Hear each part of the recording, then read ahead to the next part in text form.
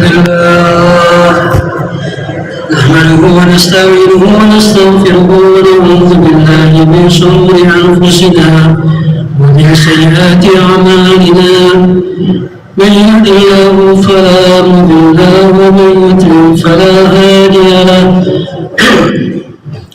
أشهد أن لا إله إلا الله وحده لا شريك له وأشهد أن محمدا عبده ورسوله الذي لا نبي بعده قال الله تعالى في كتابه الكريم أعوذ بالله من الشيطان الرجيم بسم الله الرحمن الرحيم والذين جاهدوا فينا لنهدينهم سبلنا وإن الله لمع المحسنين وقال تعالى ومن أحسن قولا ممن دعا إلى الله وعمل صالحا وقال إنني من المسلمين وقال رسول الله صلى الله عليه وسلم ما غركم في سبيل الله أو رحمة خير من الدنيا وما فيها أو كما قال رسول الله صلى الله عليه وسلم. Para ulama yang kami muliakan, para hadirin sekalian, yang semoga semua kita mendapat ridho dari Allah SWT. Ketahuilah hadirin sekalian bahwasanya satu perkara yang pasti akan dialami oleh orang yang hidup adalah kematian.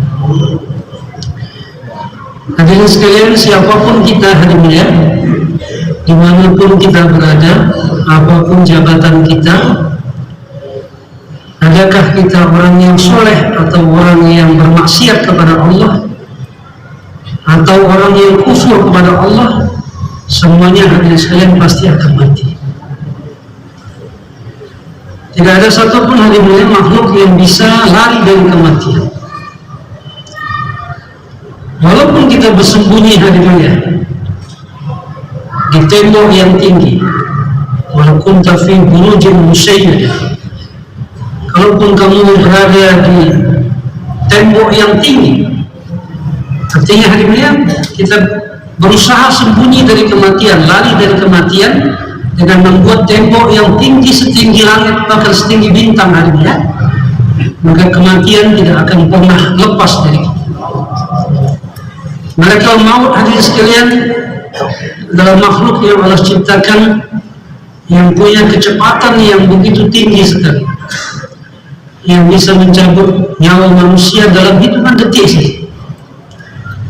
Malaikat maut hadirin tidak memerlukan kendaraan untuk mengejar siapa saja yang akan dicabut nyawanya.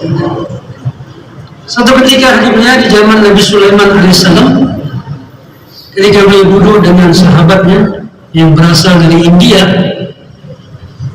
maka hadirin sekalian tiba-tiba datang satu orang yang penampilannya hadirin menyebabkan tetamu Nabi Sulaiman itu, sahabat Nabi Sulaiman itu ketakutan. Karena dia merasa takut, maka dia mengatakan kepada Nabi Sulaiman, wahai Nabi Allah, tolong hantarkan aku segera pulang ke kampung. Maka hadirin sekalian dari negeri Nabi Sulaiman hadirin ke India, beliau dihantar oleh Nabi Sulaiman dengan kekuatan beliau. Karena beliau hadirin adalah raja terbesar yang pernah Allah ciptakan di muka bumi. Dari mulai dunia diciptakan sampai dunia berakhir hadirin, tidak akan ada raja yang sebesar Nabi Sulaiman alaihissalam.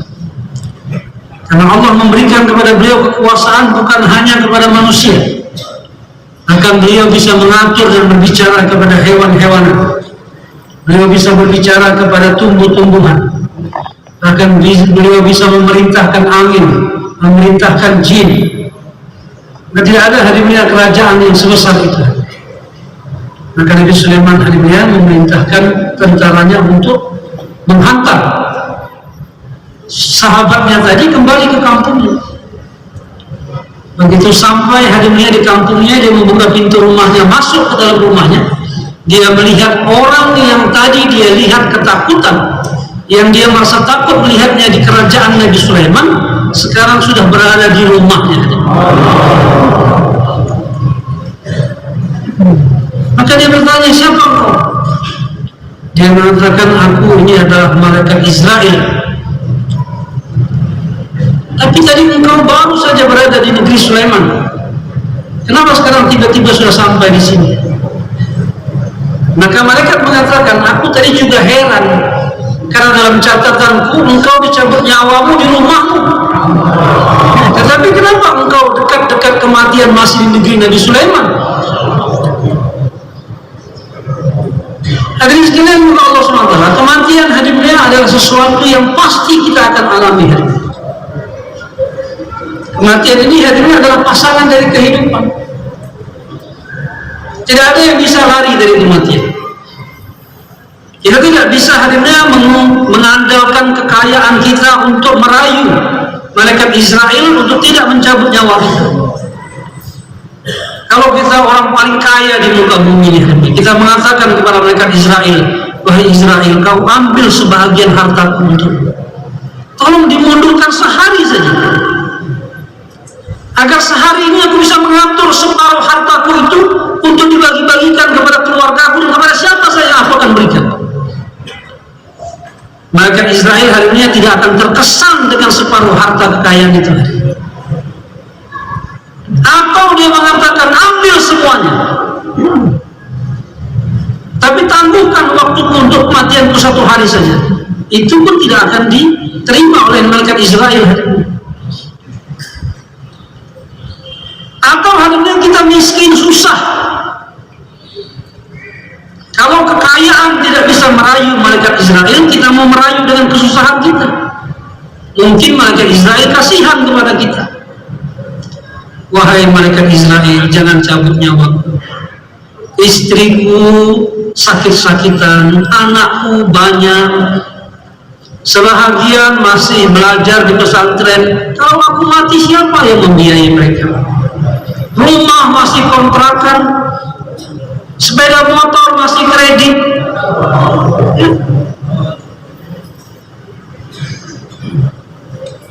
Keluargaku tidak mau membantu aku karena mereka tidak suka kepadaku. Keluarga istri juga tidak suka kepada kami. Bagaimana nanti nasib anak istriku kalau aku mati? Walaupun hadimnya kita menceritakan kesedihan yang lebih dahsyat daripada itu hadimnya, malaikat Israel tidak akan terkesan. Karena malaikat Israel hanya terkesan kepada perintah Allah, tidak terkesan dengan kesusahan orang, dan tidak terkesan dengan kekayaan orang. Apa malaikat hari ini tidak pernah sedih hari ini ketika mencabut nyawa? Pernah. Tetapi tetap hari ini dilakukan walaupun beliau kasihan. Tadi ditanyakan kepada malaikat Israel, wahai Israel, pernahkah engkau merasa kasihan mencabut nyawa seseorang? Dia mengatakan pernah. Pernah 2 kali merasa kasihan mencabut nyawa manusia. Kapan? Pertama, ketika Allah memerintahkan aku mencabut nyawa seorang ibu yang sedang memeluk anaknya, yang mereka ini sedang terapung-apung di lautan karena kapalnya pecah. Jadi sebelah tangan ibu memegang anaknya, sebelah memegang kayu untuk menyelamatkan mereka. Dan waktu itu yang Allah perintahkan kepadaku bukan mencabut nyawa anaknya, tetapi mencabut nyawa ibunya. Bagaimana nasib anak ini nanti? Aku kasihan kepada ibunya, ya terlebih kepada anaknya. Tapi karena itu perintah Allah, aku tunaikan. Yang kedua kapan? Yang kedua adalah ketika aku diperintahkan Allah mencabut nyawa Raja Saddam. Yang raja ini hari mulia berangan-angan ingin memiliki surga di dunia. Maka dia perintahkan seluruh kekuatan tentaranya, tukang-tukangnya hari ini, dia habiskan hampir seluruh hartanya untuk membuat surga sebagaimana yang diceritakan oleh Nabi-Nabi. Istana-istana dari emas, kerikil-kerikil dari butiran mutiara permata, pohon-pohon dari emas, Nabi hadimnya, dia suruh buat kepada tukangnya hadimnya. Berapapun biaya dikeluarkan, sungai-sungai mengalir di bawah istananya, berpuluh tahun hadirin sekalian dia berusaha untuk menciptakan surga itu, dan dia tidak mau masuk ke dalamnya melihat. Sejak mulai pengerjaan sampai penyelesaian hari ini dia tidak mau masuk, karena dia ingin seperti yang dikatakan Nabi, tidak pernah terlihat oleh mata, terdengar oleh telinga. Yang dia mau tahu, yang dia minta dibuat, nanti kalau sudah selesai jangan diceritakan, aku mau lihat sendiri. Dan akhirnya hadimnya setelah sekian puluh tahun waktu dihabiskan, sekian banyak harta dihabiskan, sekian banyak tenaga sudah dihabiskan hadimnya, surganya hadimnya sudah tercipta, wanita-wanita cantik diambil dari berbagai negeri, dimasukkan ke dalam surga hadimnya. Begitu hari dia akan meresmikan surga, gunting pita masuk surga. Ketika akan menggunting pita itulah hadimnya, di waktu itu kata malaikat Israel, Allah perintahkan aku mencabut nyawanya. Hari ini pun hadimnya berapa banyak hadimnya orang-orang kaya hadimnya yang sibuk membangun istananya di dunia hadimnya, tapi belum selesai rumahnya, dia telah diselesaikan oleh Allah Subhanahu wa taala. Maka hadirin sekalian, Allah Subhanahu wa taala ditanyakan kepada malaikat Israel, tahukah engkau siapa bayi yang kami selamatkan karena ibunya kau cabut nyawanya? Malaikat Israel mengatakan, Allah yang Maha Tahu. Dialah bayi itu yang kami selamatkan, yang kami besarkan, kami jaga, kami beri rezeki, kami beri nikmat, sehingga dia menjadi raja, tapi dia kufur kepada Allah, dan raja yang hari ini kau cabut nyawanya itulah yang bayi yang kami selamatkan dahulu. Sebagian besar kita ini hari ini diberi nikmat oleh Allah, dikasih sayang oleh Allah Subhanahu wa taala, tapi tidak membalas kenikmatan dari Allah dengan ketaatan kepadanya. Jadi sekali lagi hadimnya, malaikat Israel itu tidak terkesan hadimnya kepada kehebatan kita, kekuatan kita. Tidak ada orang yang kuat hadimnya di depan malaikat Israel. Orang yang paling kuat hadimnya kalau sudah berjumpa dengan malaikat Israel, hilang semua tenaganya. Jadi satu perkara hadimnya yang pasti kita akan alami sebagai orang hidup hadimnya adalah kematian. Kullu nafsin dha'iqatul maut. Di mana saja kita berada, kapan saja, kalau sudah tiba masanya hadimnya, tidak bisa dimajukan sesaat dan tidak bisa dimundurkan sesaat. La yastakhirna sa'atan wa la yastaqdim. Jangankan minta dimundurkan sehari hadimnya, sebulan, setahun, sesaat pun nggak bisa mundur. Ini perkara yang pasti. Satu perkara yang pasti dialami orang hidup adalah mati, dan dua perkara harimnya yang akan dialami orang mati. Apa harimnya? Yang pertama, orang mati harimnya, dia pasti akan meninggalkan seluruh kebendaan duniawi yang dia telah usahakan, dia telah dapatkan.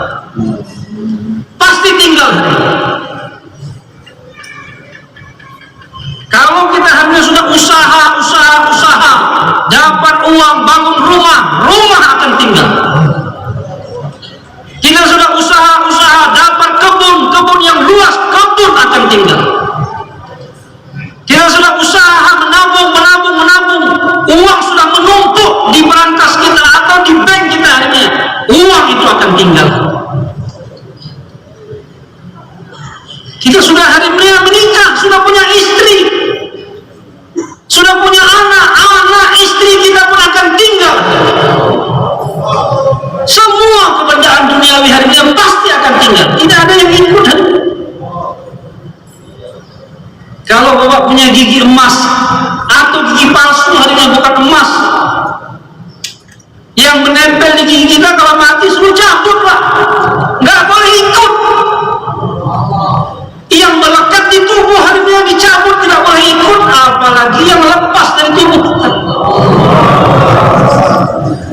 pasti akan tinggal. Tetapi anehnya hari ini hampir seluruh manusia termasuk kita sibuk harinya menghabiskan waktu tenaga untuk apa harinya? Mengejar, mencari sesuatu yang akan ditinggal. Lihat hari ini untuk mencari yang ditinggal harinya, orang rela menghabiskan waktu yang begitu panjang, tidak kenal pagi, siang, sore, malam. Kalau untuk duit harinya, siang bisa menjadi malam, malam bisa menjadi siang. Ya. Nggak peduli ya. Kalau perlu harinya keluar kota, kalau ada luar provinsi pun dikejar. Bila perlu keluar negeri harinya, kalau untuk duit harinya. Kalau suami meninggalkan istri untuk mencari duit masih wajar. Tapi untuk yang ditinggal hari ini, wanita meninggalkan suami dan anak-anaknya untuk mengejar duit tadi.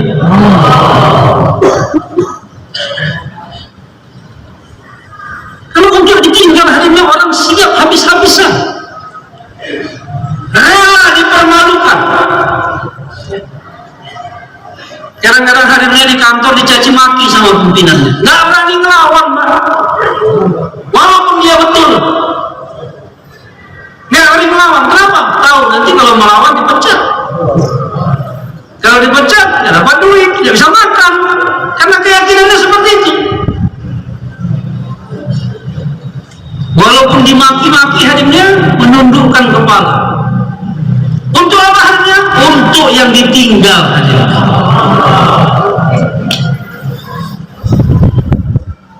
Kalau kita pergi harinya di kota-kota besar, orang jualan di tepi jalan, Satpol PP datang, usir harinya, angkat barangnya harinya, pergi. Satpol PP pergi, datang lagi, jualan lagi, besok seperti itu lagi. Siap diusir, siap dicaci, siap dimaki. Untuk apa harinya? Mengejar yang akan ditinggal. Ini hari ini kondisi kita hari ini. Ini perkara pertama hadirin yang akan dihadapi oleh orang yang mati, meninggalkan apa saja kebendaan duniawi yang dia telah dapatkan. Yang kedua hadirin, membawa orang mati, Pak, dia pasti akan membawa apa saja bentuk perbuatan yang dia lakukan di dunia ini, dibawa untuk dipertanggungjawabkan di akhirat.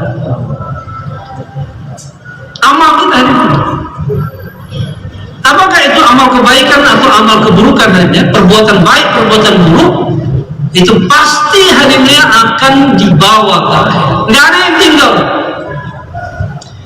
Tidak ada satu pun hadirinnya perbuatan kita yang lepas dari catatan malaikat. Tidak ada hadirinnya. Jangankan langkah kaki kita, pegangan tangan kita hadirinnya, ucapan lidah kita, bahkan kerlingan mata kita pun harinya dicatat oleh malaikat harinya. Kalau kita kering-kering mata harinya sama istri kita, dicatat harinya, catatan pahala. Tapi kalau kerlingan mata ke anak tetangga harinya, ke istri tetangga, dicatat juga harinya. Nggak ada yang lepas. Kiraman katibina ya'lamuna ma taf'alun. Ada dua malaikat hadirinnya, kiraman katibin. Satu malaikat pencatat kebaikan, satu lagi malaikat pencatat keburukan. Yang mereka mengetahui semua apa yang kita buat. Karena mereka bersama kita selalu kemana saja kita pergi. Semua dicatat hadirinnya. Malaikat nggak pernah ngantuk hadirinnya. Kita tidur, malaikat nggak tidur. Dia terus mencatat apa saja dilakukan oleh tangan kita, kaki kita. Yang mereka tidak tahu harinya cuma apa yang ada dalam hati kita. Kalau yang dilakukan anggota tubuh kita semua tercatat. Tapi Allah hadirnya Tuhan kita adalah zat yang maha pengasih, maha penyayang. Dua malaikat ini hadirnya, malaikat pencatat kebaikan dan keburukan. Ini hadirnya dua ini ada amirnya. Amirnya siapa hadirnya? Amirnya adalah malaikat pencatat kebaikan. Maka amirnya mengatakan kepada malaikat pencatat keburukan, kalau si fulan itu melakukan keburukan, jangan kau catat dulu. Tunggu dulu sampai 4 jam berikutnya. Kalau dia tidak bertaubat, baru kau catat. Maka malaikat mengatakan, tapi kamu bagaimana? Kalau aku begitu dia berbuat kebaikan, bahkan walaupun dia berniat, langsung kucatat. Cuma memang Allah ciptakan malaikat itu begitu, untuk mencatat kebaikan langsung, keburukan tunggu dulu 4 jam. Kalau nggak taubat, baru dimasukkan dalam catatan. Makanya hari ini Allah berikan kepada kita hari ini perintah-perintah hari ini, sholat sunat itu hari ini rata-rata kurang lebih 4 jam sudah datang lagi sholat. Sholat subuh jam berapa? Sholat subuh jam 5, jam 7, setengah 7 sudah ada Isra, jam 8 sampai 10 sudah masuk duha, zuhur, belum 4 jam sudah asar, belum 4 jam sudah maghrib, belum 4 jam sudah isya. Habis isya kita disuruh tahajud tengah malam, belum 4 jam sudah bersubuh, sehingga hadirnya malaikat pencatat keburukan nganggur. Kalau kita terus menjaga ibadah kita, belum lagi istighfar kita. Tapi sayangnya hadirnya kita tidak tunaikan itu. Isra lewat, duha lewat, subuh jam 5, zuhur jam 12 sudah kelewatan waktunya hadirnya. Hari sekalian Allah SWT, perkara hadirnya yang pasti kita akan bawa ke akhirat adalah perbuatan kita hadirnya. Apakah itu kebaikan, amal baik atau amal buruk. Jadi Allah berikan kepada kita jasad ini hadirnya adalah untuk memproduksi amal kebaikan. Tetapi kalau tidak kita usahakan iman kita hadirnya, maka anggota tubuh kita ini akan memproduksi amal keburukan. Amal baik itu mudah sekali hadirnya. Amal kebaikan itu mudah sekali. Kita bisa hadirnya memproduksi amal mulai dari ujung rambut kita sampai ujung kuku, semuanya bisa menjadi pahala. Dari kepala kita hadirnya, kalau kita memotong rambut kita hadirnya di hari di mana hari Nabi memotong rambutnya, kita memotong rambut kita sesuai dengan cara yang ditunjukkan oleh Nabi kita, memotong rambut itu pun berpahala.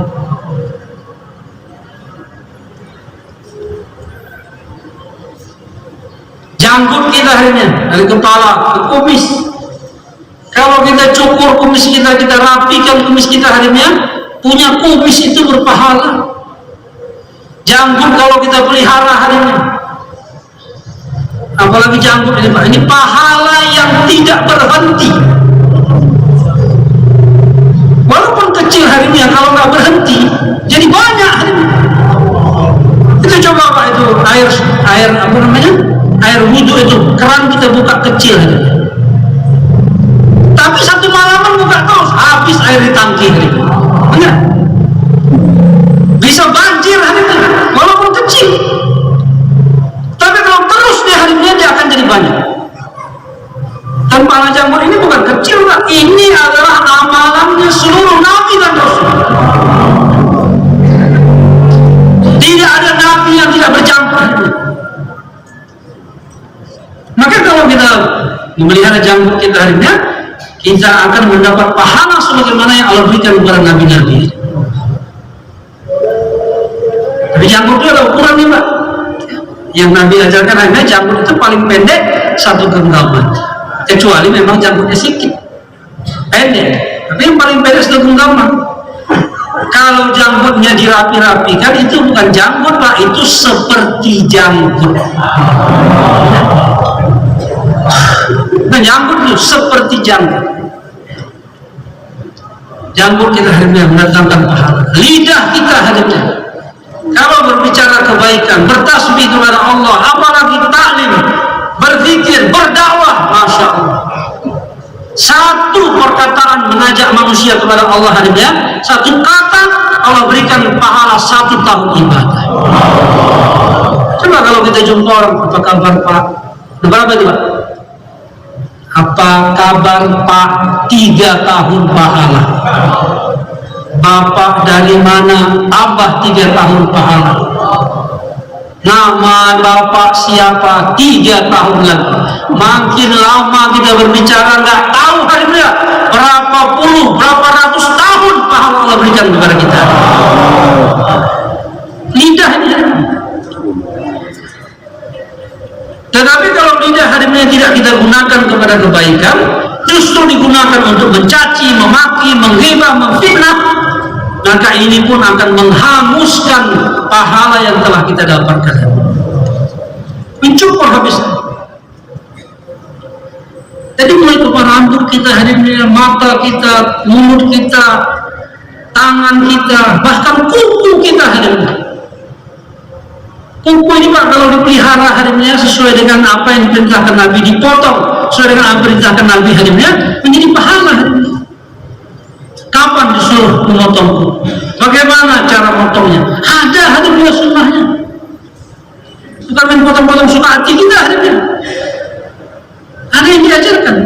Maka kalau hari ini anggota tubuh kita ini bergerak sesuai dengan sunnah Nabi, maka semuanya akan memproduksi amal soleh yang dihitung pahala oleh Allah Subhanahu wa Ta'ala. Dan itu kita akan bawa ke akhirat. Semua amal kita.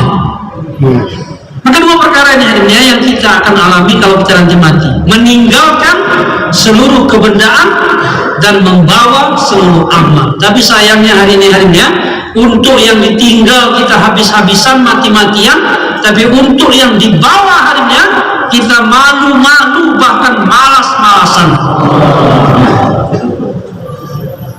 Jauhlah malu, taklim malas, bangun tahajud malas. Orang yang mau dibawa untuk dunia, orang rela berpisah suami istri 4 bulan, 6 bulan, 2 tahun. Tapi untuk agama hari ini yang dia akan dibawa ke akhirat, untuk amal yang akan dibawa ke akhirat, jangankan 6 bulan, 4 bulan, 40 hari, 3 hari rasanya apa kalian? Apa kita nggak bisa beribadah di rumah kita? Kenapa harus keluar 3 hari? Itu pertanyaannya. Karena untuk dunia hari ini nggak begitu. Maka ada satu orang hari ini di India, dia mau merantau ke Amerika, mau bekerja ke Amerika. Orang India biasa, mereka merantau ke negeri orang. Tapi karena dia ini akhlak, ada tawaran kerja ke Amerika, dia datang kepada Hadraji Maulana Idham Al-Hasan rahmatullah alaih. Dia mengatakan, Hadraji, doakan saya karena saya ingin pergi ke Amerika. Ngapain kamu mau keluar? Bukan, saya mau kerja di sana. Maka Hadraji mengatakan apa hari ini? Oh iya, nanti saya akan doakan. Tapi tolong nanti kalau kamu sampai di Amerika, tolong sampaikan salam saya kepada Tuhanmu di sana. Maka dia mengatakan, Hadraji, apakah Tuhan di Amerika beda sama Tuhan di India? Maka Hadraji menanya kembali, menurut kamu sama atau beda Tuhan India dengan Tuhan Amerika? Allah di India dengan Allah di Amerika sama apa enggak? Dia mengatakan sama. Kalau kamu meyakini Allah yang memberi rezeki di India sama dengan Allah yang memberikan rezeki di Amerika, ngapain kau jauh-jauh ke Amerika?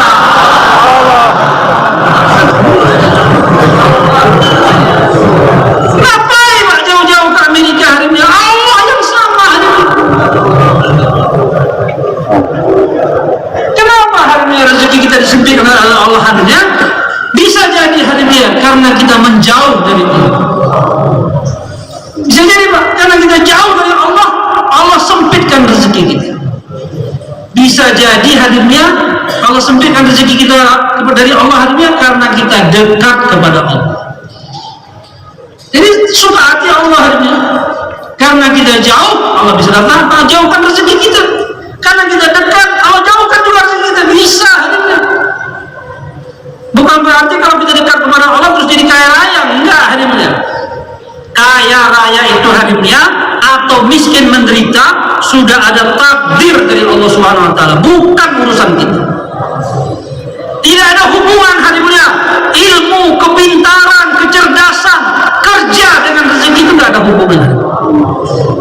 Karena maut hadirnya jodoh rezeki sudah diputuskan Allah untuk setiap hambanya ketika berada dalam rahim ibu berumur 40 hari, 4 bulan. Waktu 4 bulan umur kita dalam rahim ibu kita hadirnya, di waktu itulah Allah tiupkan ruh dan ditentukan jodohnya, umurnya, rezekinya. Kalau Allah takdirkan kaya hadirnya, walaupun nganggur akan kaya. Kalau takdirnya miskin, walaupun jungkir balik hadirnya tetap miskin. Tidak ada hubungan dengan kerja hadirnya. Kalau kerja yang mendatangkan rezeki, tentu hadirnya maaf, kuli-kuli hadirnya yang kerja dari mulai pagi sampai petang, panas keringat itu paling banyak gajinya hadirnya. Tapi kenapa justru yang goyang-goyang kaki di ruang AC hadirnya, justru itu yang banyak gajinya? Terserah Allah berikan rezeki kepada siapa. Rezeki itu sudah tentukan siapa yang jadi orang kaya, siapa yang miskin dalam ketentuan Allah, tapi tidak khasiatkan oleh Allah. Coba hadirnya kalau Allah bukakan hadirnya, begitu kita lahir, anak kita lahir, tertulis di dadanya kaya. Wah, kita pun bilang sama istri kita, ini anak kita calon orang kaya, nggak perlu sekolah, nggak perlu kerja, pasti dia kaya ini. Begitu lahir anak miskin, kita bersedih, ini diapakan pun miskin juga ini, sembelih aja lah ini.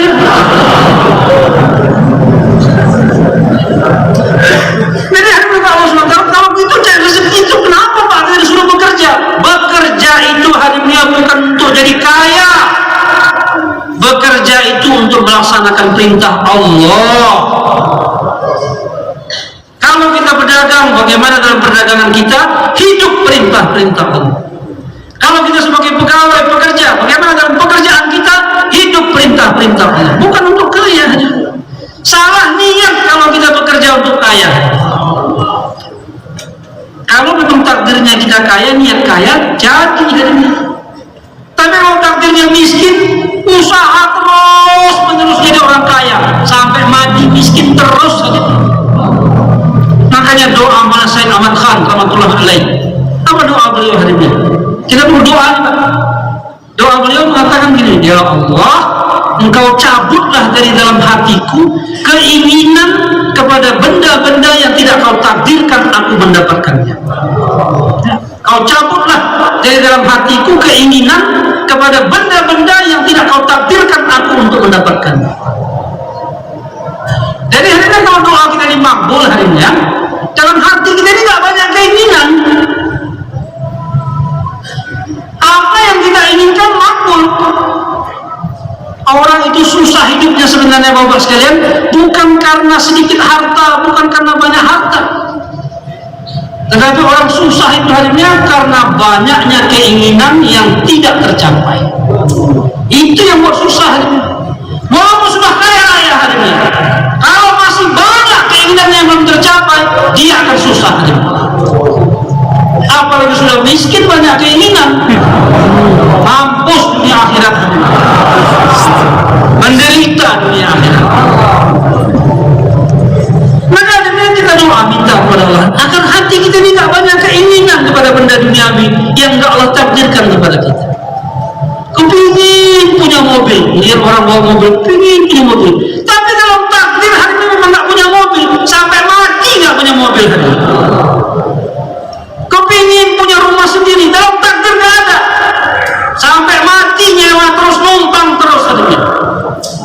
Yang kasihan lagi harinya pingin kawin lagi. Tapi kalau takdir cuma satu aja istri sampai mati. Cuma ngelirik sana, ngelirik sini, lirik sana, lirik sini, sampai mati yang itu juga dipakai aja. Tapi hari mulia, kalau doa kita diterima oleh Allah hari mulia, sehingga dalam hati kita ini begitu ingin dapat, ingin dapat. Maka orang seperti ini hari mulia, walaupun kakinya masih tercecah di bumi, tapi hidupnya seperti orang yang sudah berada dalam surga.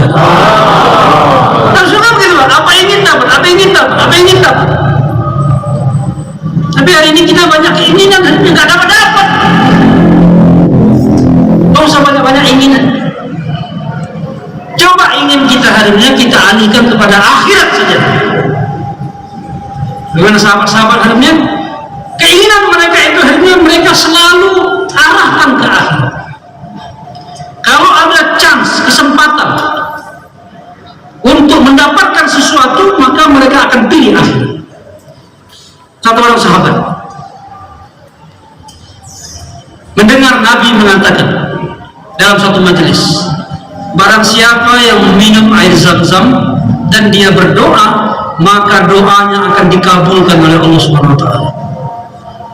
Maka sahabat dari harinya langsung mengambil air Zam-Zam, dia berdiri karena sunnah Zam-Zam ini kan, minum air Zam sunnahnya berdiri. Kalau minum air yang lain nggak boleh. Tapi air Zam-Zam sunnahnya minum berdiri menghadap kiblat, buka tutup kepala. Sebelum minum kita doa. Apa yang kamu doakan kata Nabi akan Allah kabulkan. Maka sahabat tadi ambil air Zam-Zam, dia menghadap kiblat, buka tutup kepalanya, berdiri, doa kepada Allah. Dia minum. Selepas dia minum, kembali ke majelis Rasulullah. Maka Rasulullah tanya kepada dia, apa yang kamu minta tadi kepada Allah setelah minum air Zam-Zam? Dia mengatakan apa hadisnya? Ya Rasulullah, tadi aku minum air Zam-Zam dan berdoa kepada Allah, ya Allah, dengan meminum air Zam-Zam ini, kau hilangkanlah nanti rasa hausku di padang mahsyar. Itu doanya Pak. Coba kalau kita hari ini dapat kabar, ini kalau ini mampu doa ini, minta apa kita hanya? Dunia yang kita minta.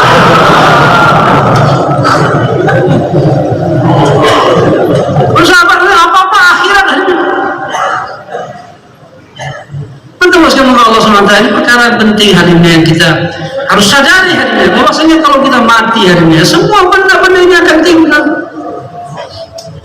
Dan amal yang kita akan bawa, sholat kita, puasa kita, zakat kita, haji kita, baca Quran kita, zikir kita, lebih-lebih hadimnya, jauhlah kita, UMM kita, musyawarah kita, keluar kita, itu yang paling besar nanti nilainya di sisi Allah, yang paling menyelamatkan kita.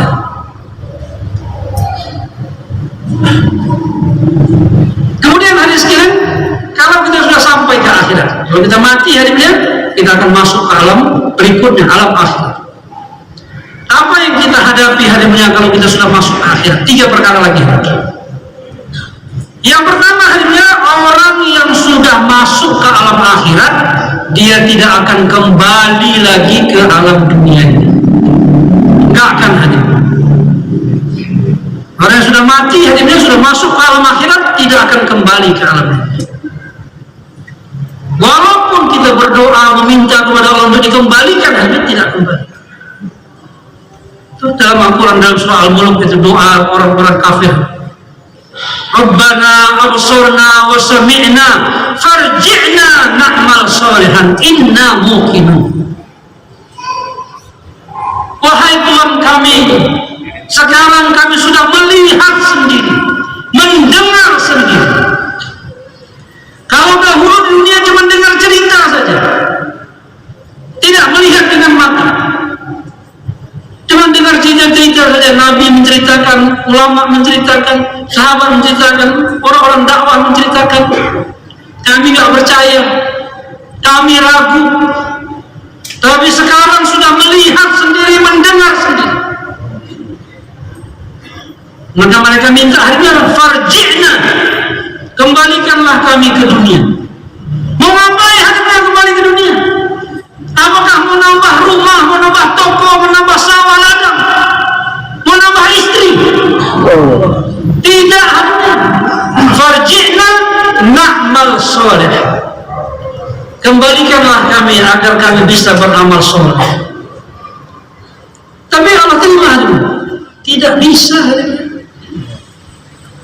Seperti tidak mungkinnya lagi hadirnya susu masuk kembali ke putingnya setelah keluar. Lebih tidak mungkin lagi hadirnya orang sudah sampai ke akhirat kembali ke dunia. Jangankan pendosa hadirnya, orang mati syahid saja hadirnya kalau sudah ke akhirat nggak bisa lagi ke dunia. Kalau boleh hadirnya orang sudah sampai di akhirat kembali ke dunia, maka yang paling meminta hadirnya kembali ke dunia adalah orang mati syahid. Nabi mengatakan begitu. Orang mati syahid mengatakan apa kepada Allah?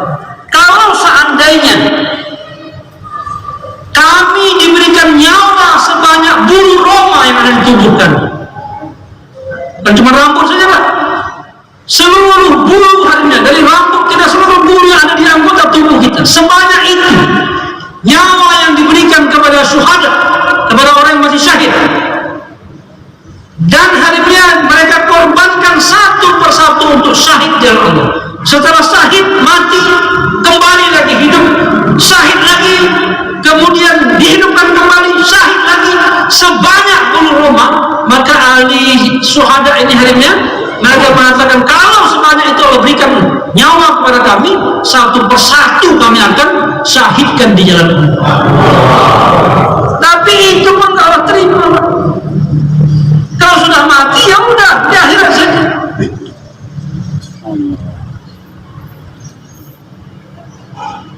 Jangankan harimau yang jahat seperti Fir'aun, Namrud, harimau, orang mati syahid pun tidak kembali ke dunia. Tapi pernah sekali seorang nabi harimau yang ingin mengetahui kehidupan akhirat. Kata malaikat, kalau kamu, malaikat Jibril mengatakan, kalau kamu mau tahu kehidupan akhirat ya harus mati. Ya nggak apa-apa mati nanti, tapi aku siap dihidupkan kembali. Akhirnya singkat cerita hadirnya, maka Nabi itu dimatikan dan masuk ke dalam surga. Nabi apa? Nabi Idris. Nah hadirnya ketika beliau sudah melihat surga hadirnya, ketika beliau sudah melihat surga, keindahannya, kenikmatannya, maka malaikat Jibril mengatakan, sekarang kamu sudah melihat, maka kamu akan dikembalikan lagi ke dunia. Maka Nabi Idris mengatakan, bukankah Allah telah menentukan orang yang mati tidak boleh hidup lagi? Tersenyum malaikat Jibril dengan pintarnya orang ini. Tidak bisa harinya, walaupun Nabi harinya tidak bisa kembali, apalagi kita yang bandel-bandel seperti kita ini Pak, yang disuruh taklim malah tidur, disuruh jauh lah nggak mau ikut. Nanti kalau sudah mati minta kerja, ya Allah kembalikanlah kami ya Allah, kami akan 6 bulan tiap tahun, 10 hari tiap bulan, hari-hari datang ke markas, pokoknya bukan ada terus. Kembalikan ya Allah. Allah tahu Allah tahu nanti kalau dikembalikan balik lagi, jualan lagi, ke kantor lagi, markas kosong lagi. Nanti kalau mau hanya sekarang ini masanya, buat apa yang bisa kita buat sekarang. Jangan nunggu mati nanti Pak, minta balik lagi, nggak laku Pak. Sudah nggak laku lagi. Ya Allah, menangis dengan air mata, darah dan mani. Allah tidak akan terima tangisan kita itu. Kalau mau menangis sekarang, menangis saja. Ini satu perkara yang kita akan hadapi ketika kita sampai di akhirat. Tidak akan kembali ke dunia. Dan yang kedua harinya, yang kita akan hadapi di akhirnya, kita pasti akan menerima balasan atas seluruh kebaikan yang kita lakukan dan juga balasan atas seluruh dosa yang kita lakukan. Faman ya'mal mithqala dzarratin khairan wa man ya'mal mithqala dzarratin syarran. Sekecil apapun hari mulia amal yang kita kerjakan hari mulia, Allah akan balas dengan balasan yang tidak bisa kita bayangkan berapa besar. Tetapi hari mulia sekecil apapun dosa yang kita lakukan, kalau tidak diampunkan oleh Allah Subhanahu wa taala, pasti akan menerima azab yang tidak bisa kita bayangkan hari mulia berapa mengerikannya azab itu. Azab yang paling kecil hari ini yang diberikan kepada paman Rasulullah Abu Talib. Di dalam neraka hari ini dia tidak dipukuli, tidak diapa-apai hari ini. Cuma dipakaikan saja terompah hari ini. Sendal alas kaki dari api neraka. Begitu dipakaikan sendal hari ini, langsung kepalanya, otaknya mendidih. Itu yang paling ringan. Bagaimana dengan azab-azab yang besar ini? Azab meninggalkan sholat. Kita baca harinya di fadilah sholat. Satu orang yang melambat-lambatkan sholat, bukan tidak sholat. Barang siapa yang melambat-lambatkan sholat sehingga lewat waktunya, kemudian dia mengqadanya, bukan ditinggal, lambat lewat waktu, kemudian diqadha, dikerjakan sholatnya, tapi di luar waktu, lewat waktu, maka orang ini akan berdiam dalam neraka selama satu hukum. Satu hukum itu berapa lama ya Rasulullah? 80 tahun akhirat. Satu hari di akhirat ka alfa sanatin mimma ta'uddun. Itu orang beriman, Pak. Satu hari di akhirat seperti 1000 tahun. Satu hari di akhirat sama dengan 1000 tahun di dunia ini. Bagi orang kafir hari ini bukan 1000 tahun, satu hari. Khamsina alfa sana. 50.000 tahun hanya. Satu hari di akhirat bagi orang kafir 50.000 tahun ukuran dunia. Kalau satu sholat hari ini yang kita lewatkan, bukan ditinggal, dilalaikan waktunya sehingga lewat, lalu dikerjakan satu hukum. Hitungannya 80 dikali 360 dikali 1000. Berapa juta tahun itu? Hafal Bapak? Sering taklim berarti. Hanya melalaikan satu sholat. Bagaimana kalau meninggalkan satu sholat? Berapa puluh juta tahun, berapa ratus juta tahun kalau meninggalkan sholat satu kali. Kalau sehari tak sholat, seminggu tak sholat, sebulan tak sholat, setahun tak sholat, yang seumur hidup tak pernah sholat, padahal dia mengaku Islam. Kalau tidak diampunkan Allah hatinya, berapa miliar tahun dia akan berada dalam neraka. Itu baru dari sholatnya. Karena ditinggalkan, belum lagi nipunya, belum lagi hari dia menggibahnya, memfitnahnya, mencurinya, dan lain-lain sebagainya. Karena kalau orang sudah meninggalkan sholat harinya, dia pasti akan memudahkan larangan-larangan Allah yang lain. Karena dia jadi nggak masalah itu. Sayyidina Umar mengatakan, orang yang menjaga sholat, maka dia pasti akan menjaga perintah-perintah Allah yang lainnya. Dan orang yang tidak menjaga sholat, pasti dia tidak akan menjaga perintah-perintah Allah yang lainnya. Setiap amal kita harinya akan dihisab di akhirat. Beruntunglah harinya kalau orang itu datang ke akhirat dengan membawa amal yang lebih besar, lebih banyak daripada dosa yang dia kerjakan. Tapi kalau menurut kita, coba Bapak hisab diri masing-masing. Mari kita menghisab diri kita masing-masing. Kira-kira kita ini banyak amal atau banyak dosa? Ya?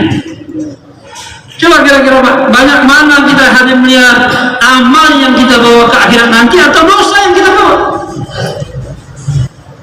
Lebih banyak dosa, Bapak sekalian.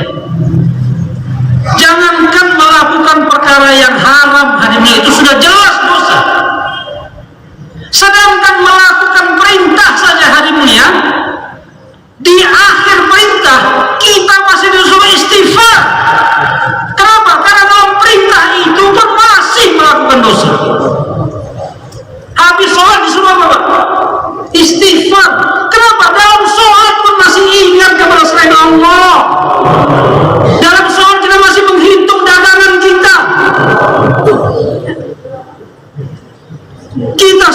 saja harimnya masih melakukan dosa.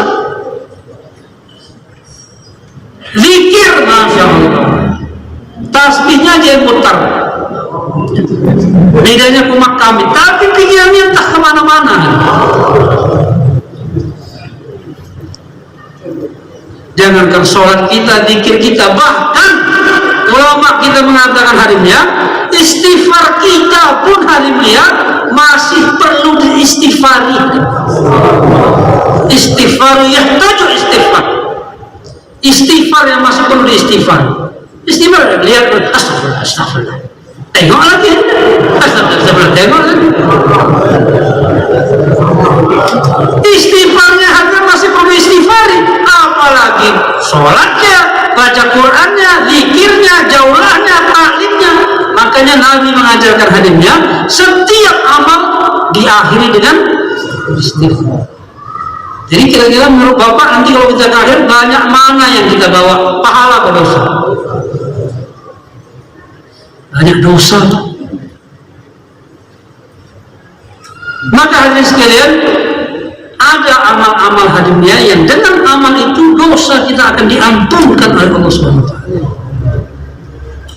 Ada 3 amal hadimnya. Kalau amal dikerjakan, maka hadimnya dosanya akan bersih seperti bayi yang baru lahir. Yang pertama hadimnya haji. Haji ini Pak, kalau orang melakukan ibadah haji, pulang haji bersih kembali seperti bayi yang baru lahir. Cuma haji ini biayanya besar, waktunya tertentu, tempatnya tertentu. Nggak boleh haji harimnya di Goa, mana boleh. Haji ke Solo, boleh haji ke Solo. Walaupun ke Mekah harimnya, kalau kita haji di bulan Muharram bisa? Nggak bisa, harus di bulan Dzulhijjah. Tempat ditentukan, waktu ditentukan. Tapi kalau ini kita kerjakan, pulang haji dosa bersih seperti bayi yang baru lahir. Dan orang haji ini hadimnya, dalam hadis Nabi dikatakan hadimnya, orang yang sudah haji hadimnya, dia tidak akan fakir sampai akhir hidupnya. Makanya Bapak kalau punya uang 50 juta misalnya, ada yang nawari buat usaha sama pergi haji, pilih mana? Pilih haji Pak. Kalau buat usaha bisa ditimpur, nggak ada jaminan usaha akan untung harinya. Tapi kalau uang yang kita pakai untuk haji harinya, Nabi yang jamin orang yang pulang haji tidak akan fakir sampai matinya. Apa kita berdagang harinya? Pergi haji. Tapi kita ini bodoh harinya, lebih pilih berdagang harinya daripada pergi haji. Nanti aja Pak, kalau udah untungnya banyak baru pergi haji. Udah untung banyak, nanti Pak kalau lebih banyak lagi biar sama istri. Nanti Pak kalau banyak lagi biar sama anak istri. Biar nanti bawa orang tua. Akhirnya tanggung-tanggung mati hari ini. Haji tak jadi. Tapi sekarang kalau saya pertama hanya amal ini kalau kita kerjakan dosa akan bersih seperti bayi yang baru. Yang kedua, puasa di bulan Ramadan, dekat lagi hari ini. 2 minggu lagi kita akan dapat bulan Ramadan. Ini lebih mudah hari ini. Puasa Ramadan ini boleh di mana saja, nggak harus ke Mekah, nggak harus ke Madinah. Di Makassar bisa, di Medan bisa, di Jakarta bisa, di Amerika bisa.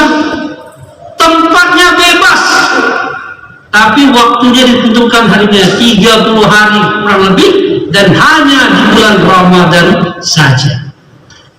Oh saya Pak mau puasa, tapi di bulan Sya'ban, itu namanya puasa Sya'ban, bukan puasa Ramadan. Puasa yang mendatangkan keampunan Allah sehingga kita bersih dosa seperti bayi yang baru lahir, puasa di bulan Ramadan. Tempatnya bebas, waktu ditentukan. Yang ketiga hadimnya, amal yang akan menghapuskan dosa sehingga bersih seperti bayi yang baru lahir adalah khurud fisabilillah, keluar di jalan Allah yang paling mudah, waktunya bebas, tempatnya